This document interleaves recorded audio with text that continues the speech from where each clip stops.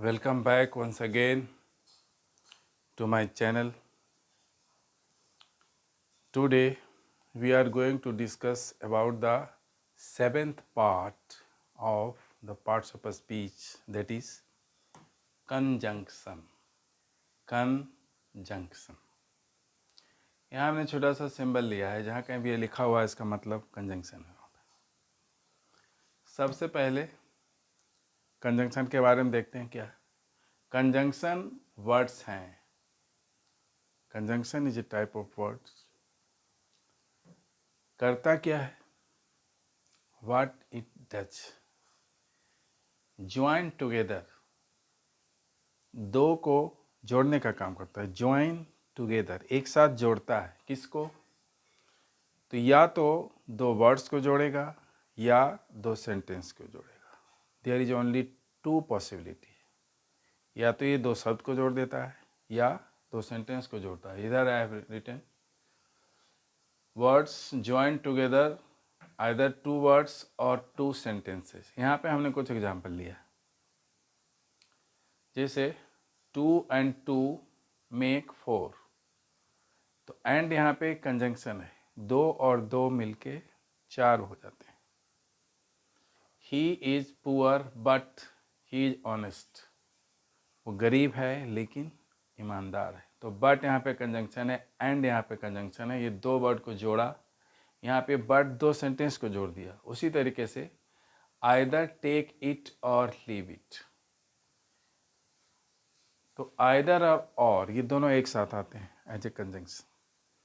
तो ये आपने देखा कंजंक्शन किस तरीके से दो शब्द या दो सेंटेंस यानी वाक्य को जोड़ता है। अब हम देखेंगे इसके टाइप्स कुल मिला के इसके 3 मेजर टाइप्स हैं। Only 3 major types. Simple coordinating, simple conjunction, coordinating conjunction and subordinate conjunction. इन दोनों के और भी पार्ट्स होते हैं, लेकिन अभी हम बेसिक में चल रहे हैं, उसके पार्ट्स पे नहीं जाएंगे, कभी बाद में देखेंगे। तो सिंपल कंजंक्शन क्या होता है? पहला जो है just joins two words together, ये केवल दो शब्द को जोड़ने का काम करता है। जैसे here I have written Hari and Ram came together. And यहाँ पे कंजंक्शन है, हरी और राम एक साथ आए। दूसरा सेकेंड पार्ट है कोऑर्डिनेटिंग कंजंक्शन। कोऑर्डिनेटिंग क्या करता है? ये सेंटेंस को जोड़ता है, और सबऑर्डिनेटिंग भी सेंटेंस को जोड़ता है। लेकिन coordinating conjunction joins together two clauses of equal rank. Clause कहते हैं सेंटेंस का पार्ट जो अपने आप में भी एक कंप्लीट सेंटेंस है। ये याद रखेंगे, क्लाउज सेंटेंस का पार्ट होता है, लेकिन खुद अपने आप में भी वो एक कंप्लीट सेंटेंस होता है, उसको क्लाउज बोलते हैं। क्लाउज के बारे में कभी हम चर्चा करेंगे बाद में, अभी इससे काम चला लें।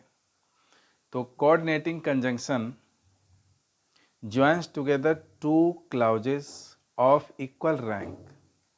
दो क्लाउज को जोड़ता है, लेकिन दोनों का रैंक इक्वल है, दोनों का इंपॉर्टेंस सेम है। रैंक इक्वल होने का मतलब बोथ आर इक्वली इंपॉर्टेंट, कोई किसी से कम नहीं है। जैसे यहाँ पे कुछ उदाहरण हमने लिया है, और बट आइदर और एटसेट्रा ये सब होते हैं उसके एग्जाम्पल।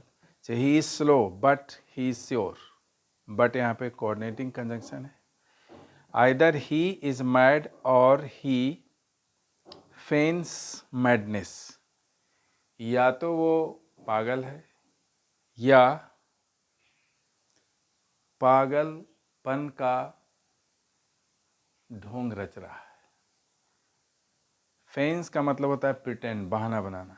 इस तरीके से आपने देखा कोऑर्डिनेटिंग कंजंक्शन दो सेंटेंस को जोड़ा, दोनों इंडिपेंडेंट है। He slow but he is sure, वो स्लो है लेकिन श्योर है, वो जो चाहता है वो करेगा। थर्ड पार्ट इज सब ऑर्डिनेटिंग कंजंक्शन। ये भी दो क्लाउज को ही जोड़ता है।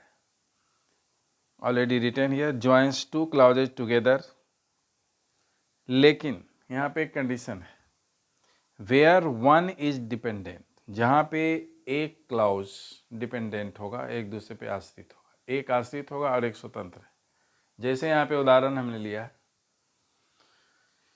For example after, because, that, etcetera, ये सब इसके छोटे छोटे वर्ड हैं। सेंटेंस में जब आते हैं तो इस तरह से है, he ran away because he was afraid. वो दौड़ गया, दूर भाग गया क्योंकि वो डरा हुआ था। तो यहाँ पे डिपेंडेंसी है, एक सेंटेंस दूसरे पे डिपेंड करता है। Tell them that I will come, tell them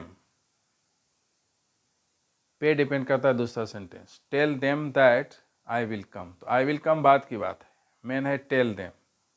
ये इम्परेटिव सेंटेंस है, ये असर्टिव है। उसी तरीके से he ran away because he was afraid, वो डरा हुआ था इसलिए दौड़ गया। पहले वो डरा हुआ था रीजन के साथ, इसलिए दौड़ गया। तो ये आपने देखा कंजंक्शन छोटा पार्ट है, बहुत इसमें डिटेल नहीं है। कंजंक्शन क्या होता है और उसके 3 मेन टाइप्स को देखा। इसके और भी टाइप होते हैं जिसको हम, ये बेसिक चल रहा है, इसके बाद डिटेल में जाएंगे एडवांस में, तो हम उन चीज़ों को क्लियर करेंगे। Now thank you for today. Tomorrow sure and certain I will discuss about interjection, and hence parts of speech will be finished tomorrow. Thank you.